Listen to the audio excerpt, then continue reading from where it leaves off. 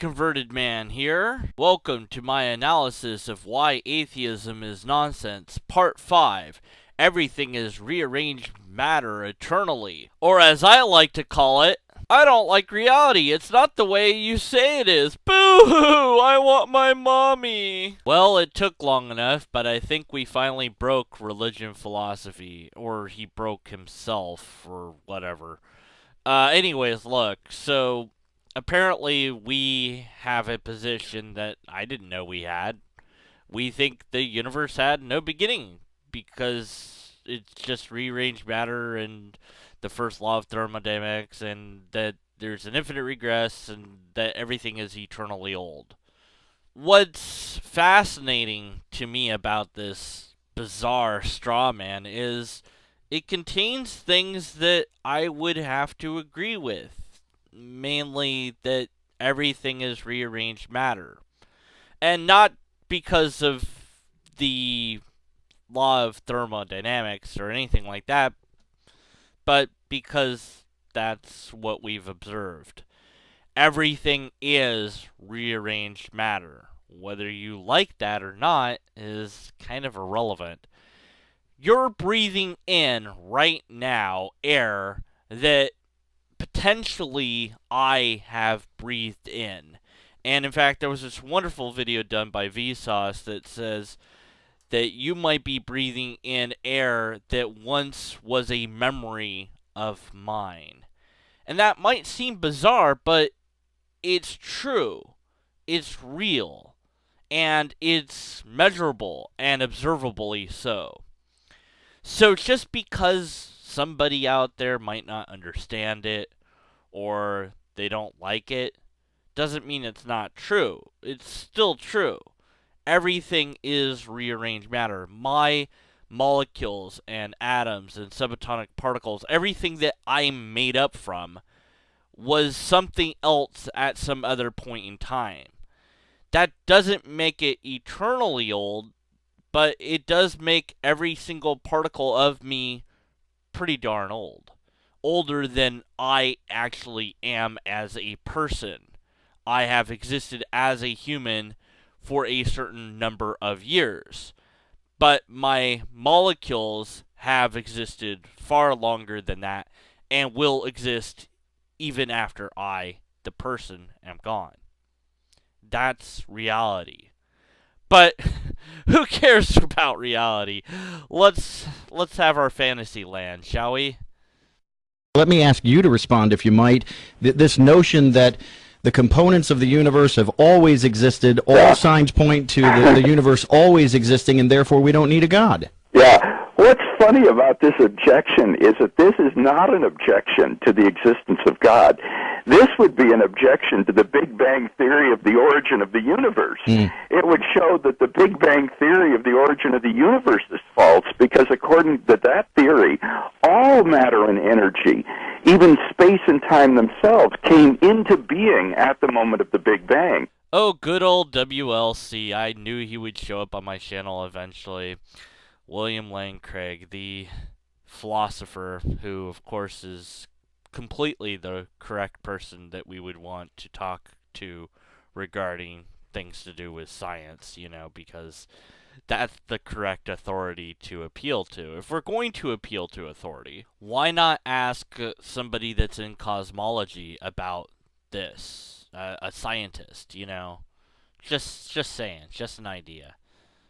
But so far, all of this is one giant straw man on top of another straw man, with the added bonus of having the outright lie of, oh no, matter isn't really rearranged stuff. Well, yes, my eyelash, as well as other bits of my body, are all from different things that have existed long before I ever came into being, and will continue to exist long after I am gone.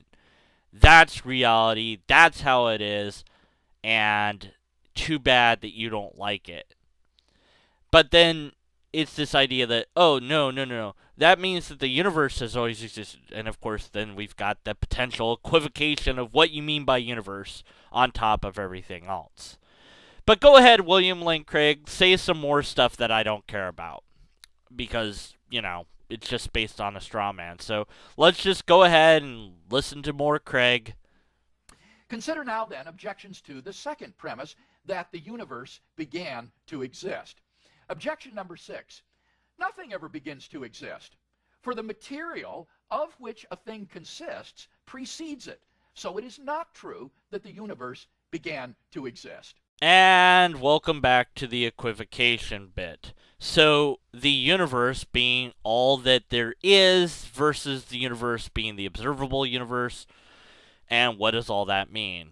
WLC has no idea. The universe, all that there is sort of like, we think, a membrane of sorts that is stretching. And part of the bit of universe that we know about was a tiny, tiny dot in that membrane that's stretching and has expanded and is continuing to expand now. That's a very loose way to describe what we can observe. I'm not a physicist. I'm not a cosmologist. I cannot explain better. Others can do it way better than I can. I can only deal with the bizarre logic of this, which is straw man on top of straw man, and then a denial of reality. The video that I'm dealing with denies reality by its title implicitly, and then explicitly denies reality with the little thing that it said up front. Reality is that matter is rearranged, that everything that I am is from somewhere else. I know I'm repeating myself, but it seems so necessary at this point. And whatever WLC has to say on the subject, I don't care. WLC is not qualified to really give his input on this, and even if he was, it's not based on anything other than a straw man. But let me deal with that whole equivocation that WLC is doing here. What does he mean by universe at this point? I don't know. It's impossible to know.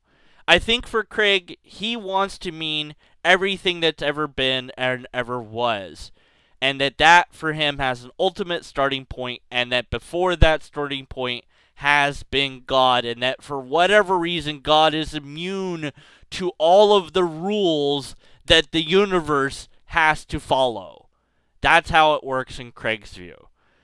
I am so uninterested in the rest of this video because it's nothing more than WLC talking about this thing that has nothing to do with any position at all, other than to object to the objection to the Kalam cosmological argument, which is a valid objection if we have a potential that everything has always existed.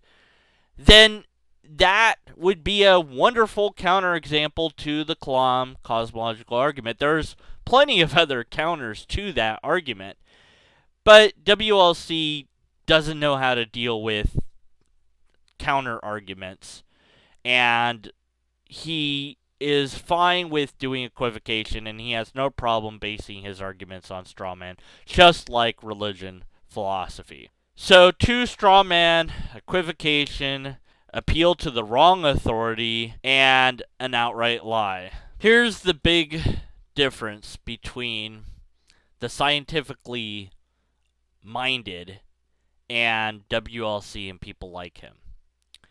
No matter what reality might be, no matter what we discover, amazing discoveries that await us, WLC is stuck with what he's got. He is stuck with it, no matter what. Where I am concerned with fact, he is only concerned with maintaining his faith. He will always, always, always retreat to the comfort of the familiar position of believing that he is right despite the evidence, And in face of overwhelming evidence, he will say, well, still, it doesn't matter. God did it. As long as you have faith, you will not ever gain facts, especially when those facts contradict or potentially harm your faith. Unless and until we have a logically coherent argument, we must continue to be skeptical of your conclusions. Hey, I wasn't in this video. I was here, but I didn't get to say anything. How could you do that to me? Don't you love me anymore? I never loved you to begin with.